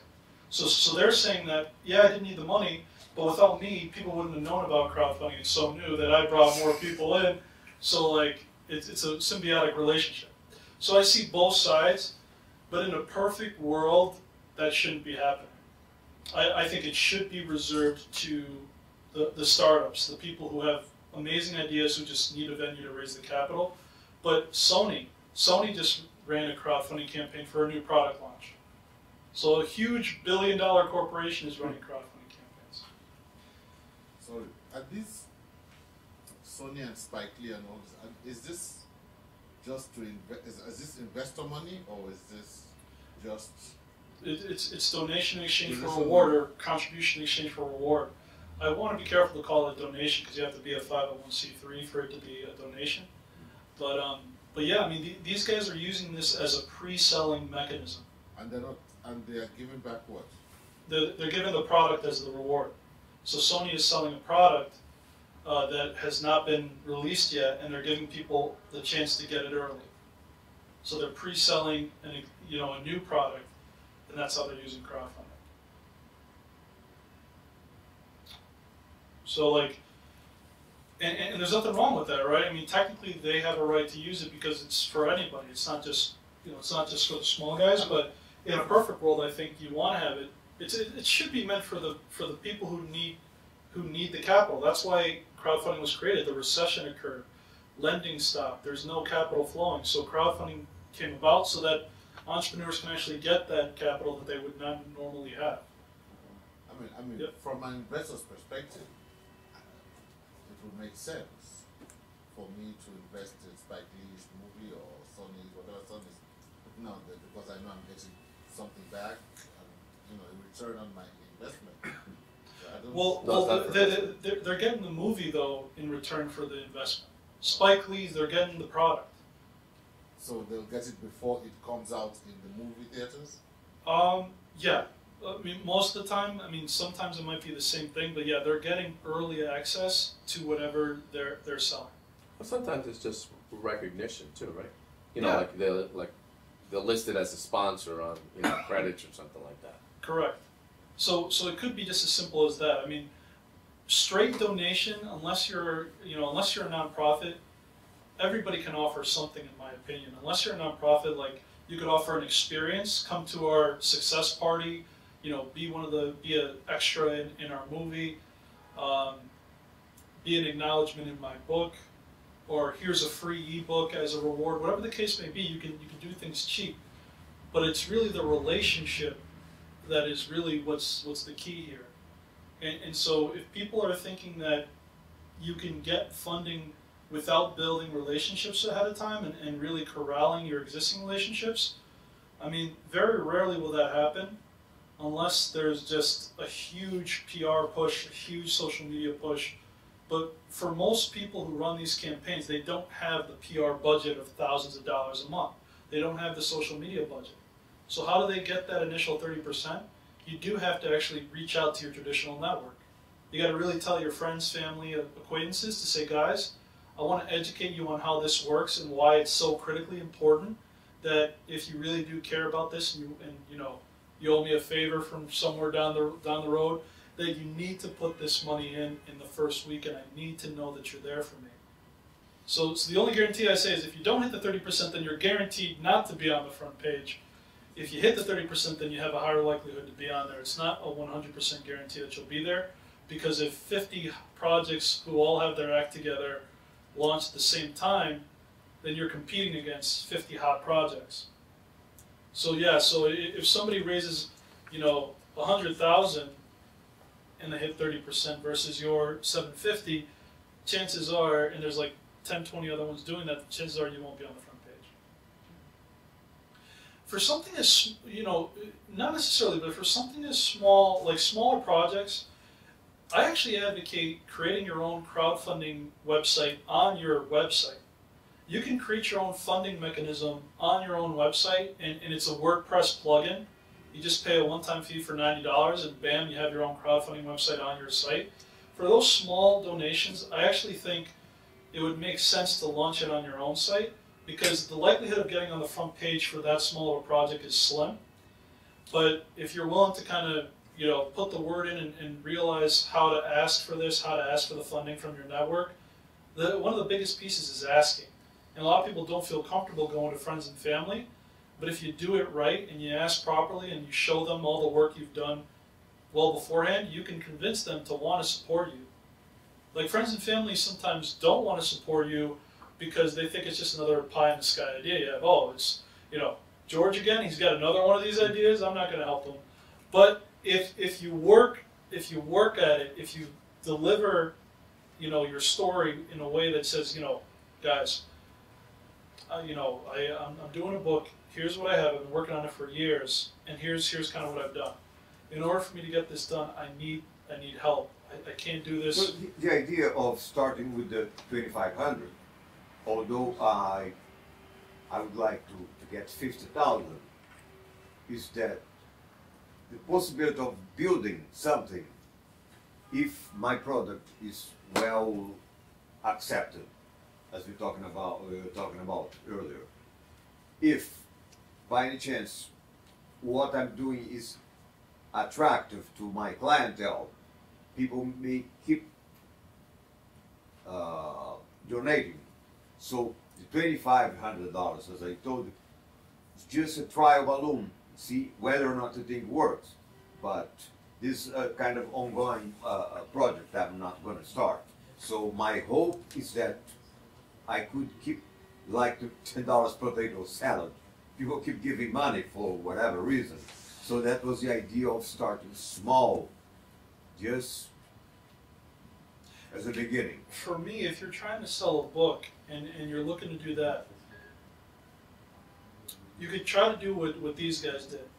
Because even if you don't reach, let's say, your full goal on one of the larger sites, right? Kickstarter and Indiegogo, I want to share with you these guys' journey. How many of you have heard of Star Citizen? So Star Citizen started, I think, as a Kickstarter campaign. And I'm not sure how much they raised there, but there was a lot. They probably raised near $1 million. And what they're creating is a space simulator, massively online multiplayer game. Like a game where you could, like, actually be a space commander or whatever the case may be. And they're creating an online world. So they raised $1 million and they realized, holy crap, people still want to be a part of this. So they moved that whole thing onto their own self-crowdfunding portal. They created a portal where people can actually continue to contribute. From $1 million 2 years ago, they are the highest grossing crowdfunding campaign ever. They're at 65 million and counting. Wow. 65 million and counting. And if you just spend some time looking at robertspaceindustries.com, you'll see why they're raising so much. 684,000 people have backed them, Star Citizens. And this is the crowdfunding timeline. This is just ridiculous. It kind of shows you what's happening. That's on their site? This is on their site. I just clicked on the month tab, and number 11 stands for November. In November alone this year, they raised $6 million. You see that? What do you get if you invest? So this is kind of the cool part. You get to buy a spaceship in the game. So their reward is an actual unique gift only to the people who are backing. I'm trying to find where. So the game's up and running? Not yet, and which is crazy. 2 years later, $65 million later, they're still. It's such a huge endeavor that they're continually developing pieces of it. Wow. So yeah, so you got the store. So you got Pledge, right? Click on Pledge. Get into the game. So game packages, you can view all the game packages. And so to pledge, if you do $20, you get the Aurora MR. You get this spaceship. Wow. And then you go down even further, it gets even crazier. So there's not even a beta. There's no like game. I think there is some sort of main beta. I haven't tried it, but I think there is. I didn't back this, but you know, for $265 you get the Redeemer. Like, you know, it's like what the? I mean, the imagination of these people is unbelievable. And I mean, it sounds like a cool game because I used to be a gamer myself, but I can't do this. Let's see what else. There's like, yeah, Constellation, $325. This one, the Battle Pack, $1,150. Like, these people are going nuts over virtual games. Like, and they raised $65 million and $6 million in this month alone, Christmas time. Does two questions? Does Sure. Facebook have a donation site, like, you know, like a crowdfunding site or anything like that? They don't. They don't. No. Okay. I actually was just invited into YouTube's crowdfunding site. YouTube just released a beta whereby you can actually do fan funding. I don't know if you guys heard about this, but I'll show you here on our site. This is the newest thing they have here, which is the little blue support button. You can't really see it too much. We haven't tried to use it yet because it just came out like 2 weeks ago. But this is new. You could literally use YouTube as your crowdfunding site, but it doesn't allow for rewards. It's just like a tip jar, a virtual tip jar for people to like tip people who create good content. But yeah, and then Meetup.com just created a little crowdfunding element where you could like support your community, you know, help pay for things. What's that? Actually, Is that media.com? Meetup.com. Meetup. Oh, Meetup. Yeah. What was the young gentleman's name? Aaron. Who's the gentleman from? Eric. Hey, Eric. Just so you guys know, you guys should try this. Tell Alex to use Meetup's new crowdfunding feature. The Meetup has a new crowdfunding feature, and you guys are a crowdfunding group. You should say, you know, to go to this next event, can you please contribute through our crowdfunding feature? I mean, it makes sense. You're a crowdfunding group. Yeah, that's interesting. When did they come out with that? 2 weeks ago or so. Yeah. Does Kickstarter and Indiegogo offer like any analytics for Yes. campaigns? Yeah, the back end has analytics. Kickstarter actually is a little bit better too, because you could actually implement. Have you guys ever heard of the site Bitly? Yeah. Bit.ly. It's basically an analytics tool. And if you take a Kickstarter link and add a plus sign at the end of it, it'll show you where all the traffic was generated. Oh, really? So, like, if I were to click Discover, for instance, click on Dance. You can do the same thing that you on the corner checking all these things out really. And it doesn't work for Indiegogo links. I haven't found out how to do that yet. But,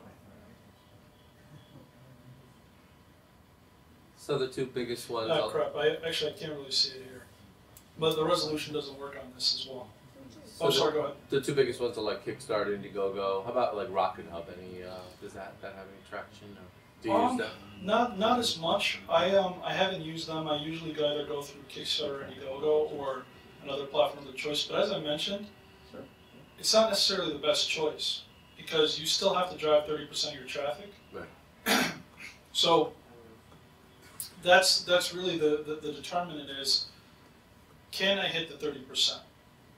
If you can't hit 30%, and you're not doing things to get that, there's always going to be certain uncertainties. But if you could make sure that that's stacked ahead of time, that's what's going to end up getting you to succeed. So I think that's the end of my presentation. Let me see. Oh yeah, I always end it with this quote. So if someone offers you an amazing opportunity and you're not sure if you can do it, say yes, then learn how to do it anyway.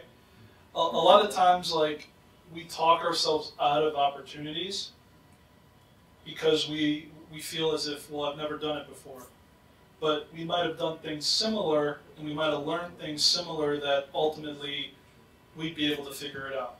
And so, you know, I'm not saying be reckless. This quote is not being reckless. It's more so conquer the fear, approach it in a rational manner, and learn skills that you don't currently have so you can succeed in crowdfunding, because it's going to require you to learn new things. You know, if you don't know social media, you can't just hire that away completely. I mean, you could hire it away, but you need to be engaged in that as well to monitor what's going on. You know, PR, no one knows your project as good as you do. I mean, who should be pitching your project to reporters? You should. You know, you can hire somebody, of course, and they can do it, but who has $5,000 a month to hire the best? And that's what they run for. So, you know, I guess we just open the floor to questions, or we can all just kind of like network a little bit and ask questions informally. But does anyone have any further questions? Or again, your service helps build up the social. I guess they call it social capital now. Sure. Yeah, that's how you do it. Building up social capital, and you also help with like PR. From the PR perspective, we currently only provide the resources for project creators to do it themselves. Okay. We don't have a PR team in place to actually do media relations, which is what the big bucks is for. But we have, let me show you. We have is a subscription to meltwater.com, and what this service does is we can pull anyone's information who has publicly available information, who writes about any topic anywhere in the U.S. and Australia. Australia because our client wanted us to add that feature. But just to show you how it works, right?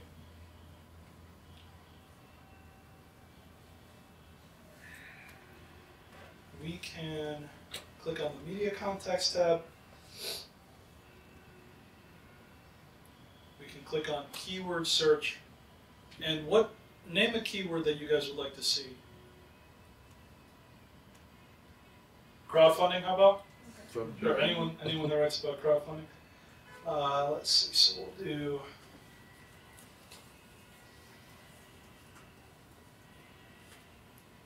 So we want to see anyone who's written about crowdfunding. Oh crap, Jessica has been pulling the wrong media list. Shit. Anyone who writes about crowdfunding over the last month from the United States. Click search.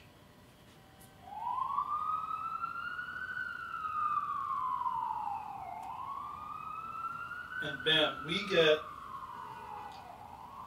430 contacts. This will give us their name, their title, the outlet they write for, where their location is. It gives us their LinkedIn profile, and when we export this, it gives us their email address and a direct phone number.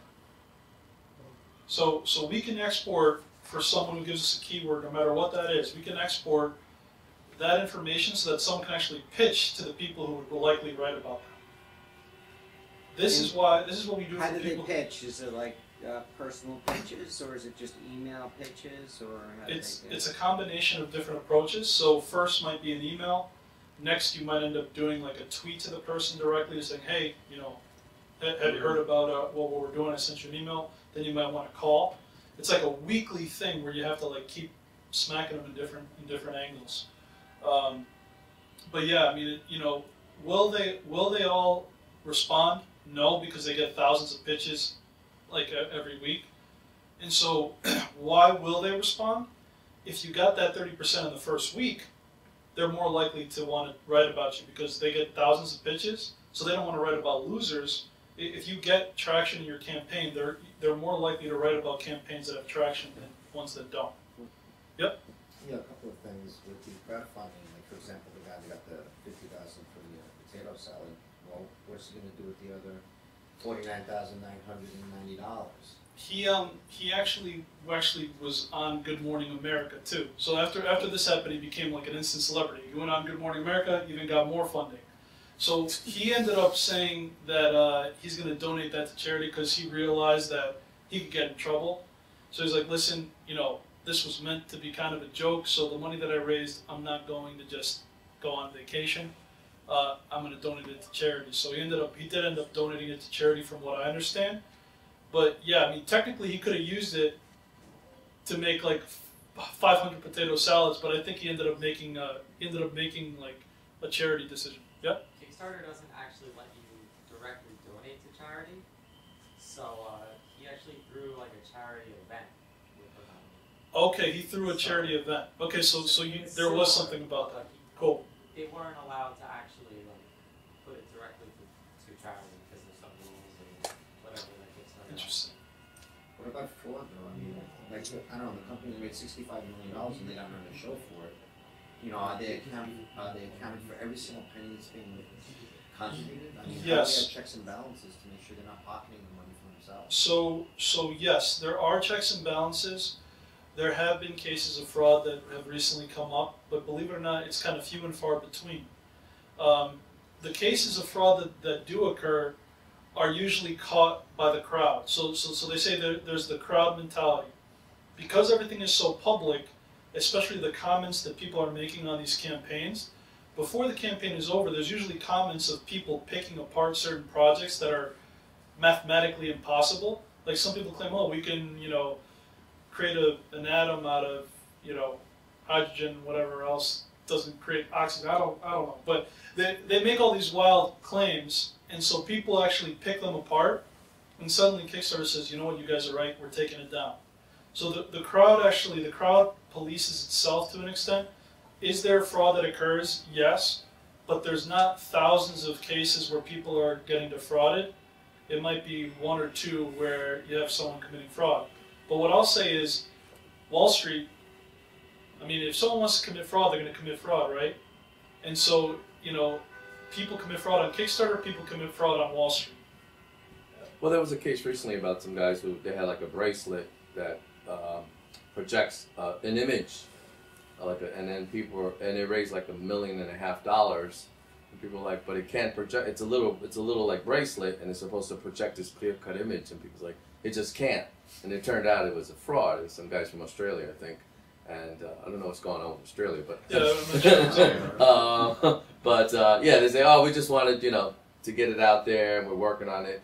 But it just turned out to be really a fraud, and it was picked up by the crowd, like you said. Yeah, I mean, usually it gets picked up, but there will be massive frauds that are going to occur, and so that's the risk, and so that's why you're hoping that when people are looking at these things, they're not just following the herd mentality, which again happens in multiple industries. But some people might see the 30%.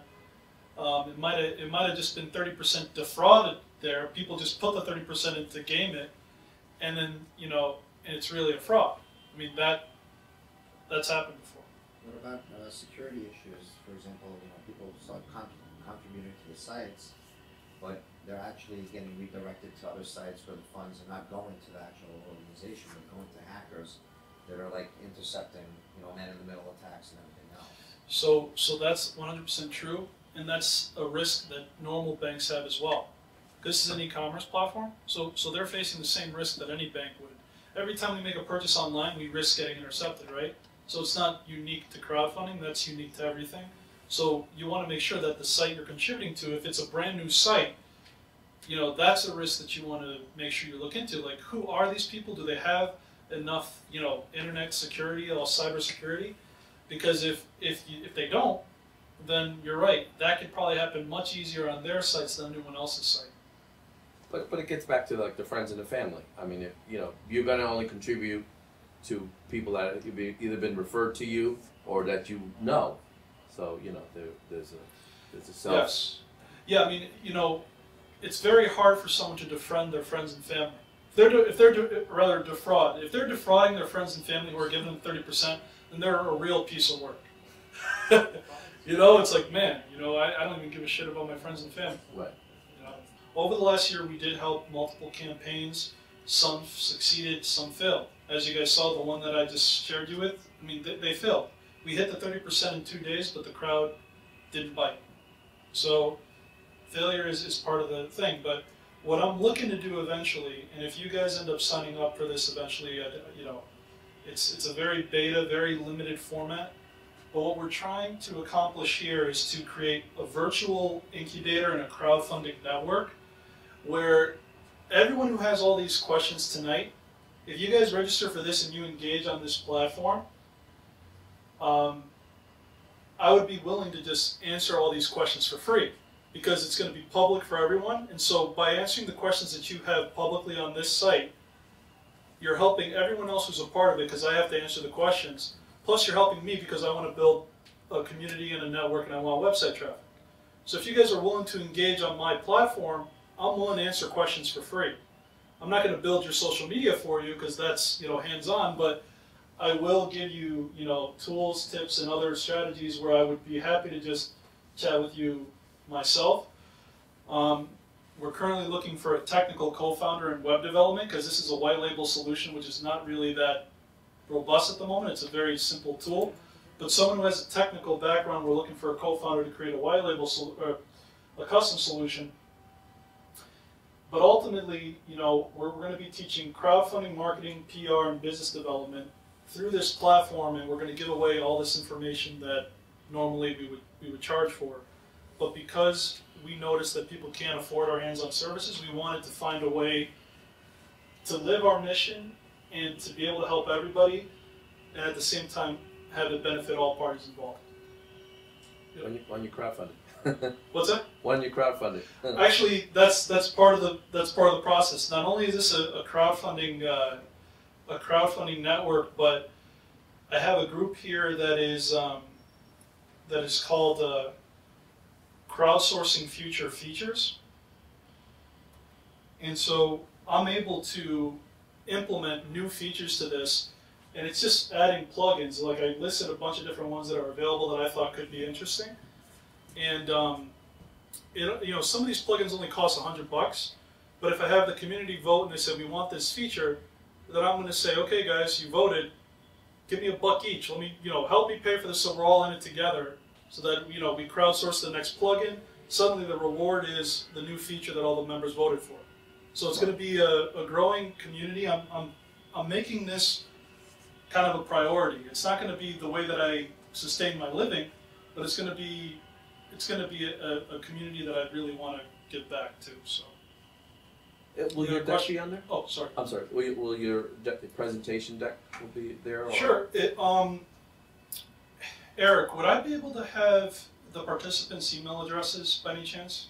Yeah. After, can you send me the list and then I can send you guys all, the presentations? We're also taking a video of this whole event, so oh, cool. We'll be posting that on YouTube. Yeah, I mean, I have, send that out as well. If you guys were to go to slideshare.net and search for Reality Crowd TV, I have this presentation plus 7 others that are all different stages of the process. Like I have one called the 9 stages of crowdfunding. Let me see. You can also check out YouTube. Crowds Unite has our own channel, and we post videos of every single event that we do. So this should be on in a few days. You know what? I should send you guys this too. And yeah, I should give you all that. But yeah, I mean, you guys can get all this other information that'll give you even a more robust look at everything. You had a question? Yeah, a couple. So you provide crowdfunding services for people who want to do crowdfunding. Do you take fees up front, or do you take it from the money they generate from the donations that they raise in the projects? So we're unique in the sense that we're not just crowdfunding consulting. We actually do the hands-on social media. So we have a tangible piece to our business model. So when people use our social media services coupled with our consulting services, we do the retainer up front monthly for the social media, and then because they're using that and they want the consulting, then we do the consulting piece of us telling you how to do everything on the back end as a percentage. And that really depends on how engaged you're going to be as the project creator. If you're going to be really heavily involved, then the percentage is much less. If you're asking us to be more involved, then the percentage goes up a little bit more. But on average, and this is why most people can't afford it, to do someone's social media accounts, on average, when you hit 3 accounts or more, it averages out to $500 a month per platform. So for Twitter, if you just want us to do Twitter, $500 a month. Facebook, another $500. Google Plus, another $500. So it gets expensive.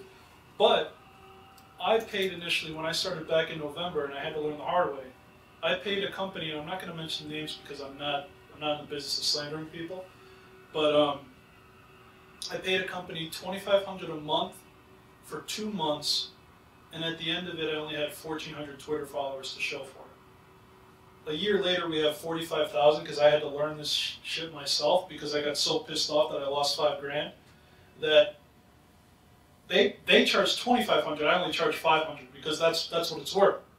But me being a guy who was like overzealous to start my company, Reality Crowd TV, and I went on this nationwide tour, did all these things to promote it. I said I need to get to the goal as fast as I can without really thinking through.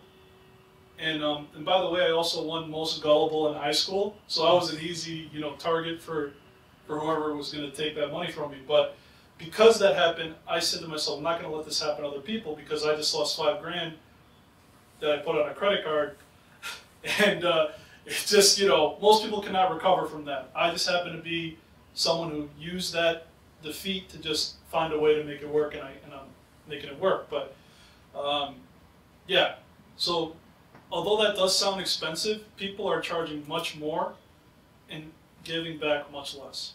Well, what's the turnaround time before you start actually raise capital for crowdfunding? So it depends on where you're starting. If this is the first time you're engaging social media, then you're looking minimum 3 months before you launch. What do you mean by launch? Before you even start your crowdfunding campaign. You got to put all the pieces together to actually make this work. The video, the profile, the plan, the build-up of the social media, the PR strategy, actually reaching out and trying to get these people to notice you and lining up people to write an article about you. I mean, one of the things about PR is if you have a physical product, you actually want to give these people the product beforehand. If you have a blogger who writes about a tech product and you have prototypes, you're going to mail that to them and say, guys, we're about to launch a Kickstarter in a month. I'd love for you guys to review my product, but do me a favor, put it on embargo and write about it only when I launch. Don't write about it today before I launch my campaign, but write about it when I launch and then redirect the link to my Kickstarter or Indiegogo campaign.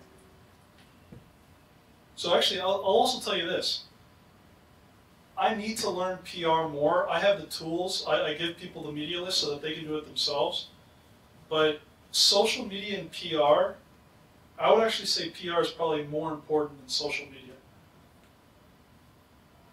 If I had to choose one or the other, because I couldn't do one or the other, I would choose PR and try to do the social media myself,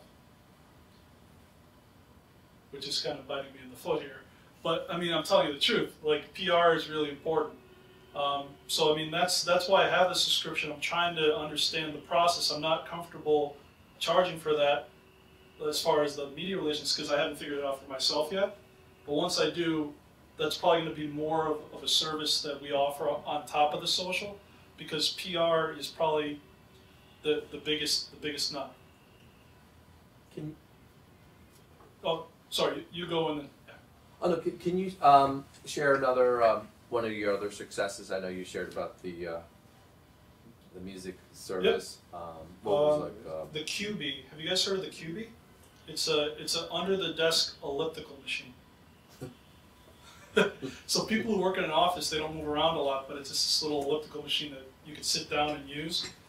I think it's up here. These guys were on our show. We helped them with the media list because, again, they started prior. They called us prior. We pitched them for our other services, so we basically gave them a free 2-hour consultation because I liked what they were doing. But then they launched, and then I said, okay, well, this is how else we can help. So they launched before, and then they contacted you. So they contacted me 3 months before. I told them what we could do, gave them a 2-hour consultation, but they ended up saying, right now we can't do it. So they went ahead, did it themselves, and then they came back and said, I have them on my show too. I could show you them on my show, but they were at around 80,000 before we gave them the media list, and then this really supercharged their effort. They contacted the people, and again, I just gave them the tool.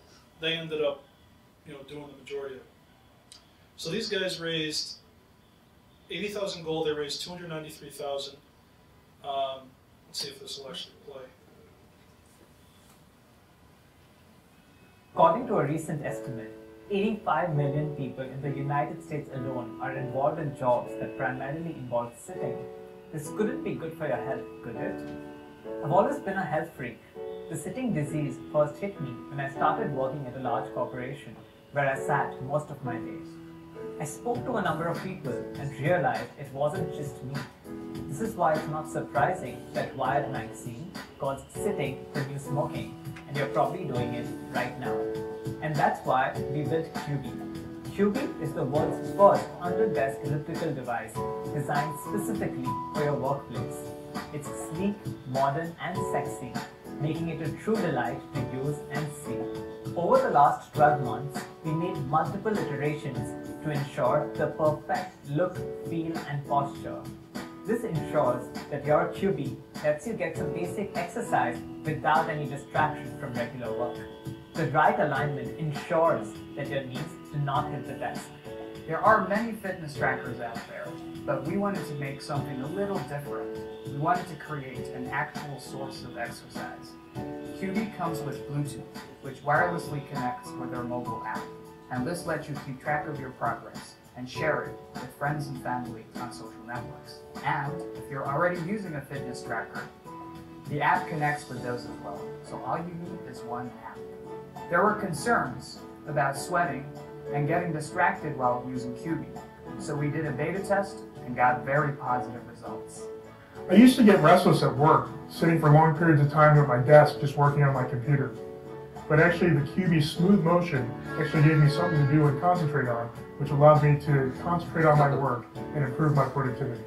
To spend less time sitting, people are now switching to solutions like treadmill desks and standing desks. Well, they tend to be very expensive, costing anywhere between $1,000 to sometimes even $4,000. And secondly, they require complete change in your office furniture, and you might not have the space to do that. I love how the QB is so compact. It fits right under my desk. And the best part is that it's affordable. I could purchase it myself without needing any approval from my manager or HR.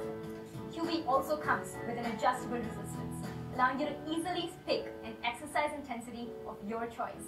Based on my prior experience and my degree in kinesiology, I find that a product like the QB would be an excellent solution for a very large population of people. A product like the QB would be ideal for individuals working in an office setting who want to be able to burn a few extra calories as well as stimulate their entire metabolism while at work, as well as accomplishing their daily tasks. We do not realize, but advances in technology actually promote an inactive lifestyle.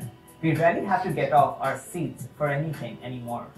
Human beings did not evolve to sit for prolonged periods of time. With QB, we hope to make sitting healthier. Even if you go to the gym every day for an hour, it's not enough. If you're sitting for more than 6 to 8 hours, you need to stay active in order to stay healthy. QB's sleek design makes fitness fashionable. It not only makes your workstation feel more alive and energetic, but also more modern and state-of-the-art. You really cannot help but fall in love with it. We've been working on QB for the past 12 months, and we're proud to say that we finally have our prototype ready. Now all we need is your help to redefine sitting. You may not always have time to exercise, but you will always have time to sit and be fit. How much is I think it's like 300 retail. Yeah, I mean, for a lot of us. Yes.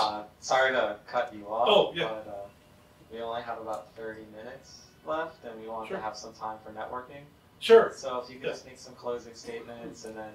Sure. So, what I hope you all will do at a minimum from this night is, and I hope I can get your email, I'd like to email you the slide shares, this slide share and all the others, but also go to this website, incubator.realitycrowdtv.com, register for the free account, and that's how we can continue the conversation in a setting that, will be collaborative, won't cost you anything but your time to engage, and I'll be happy to answer any questions at no cost, because by working together here, we're going to build a community that's supportive.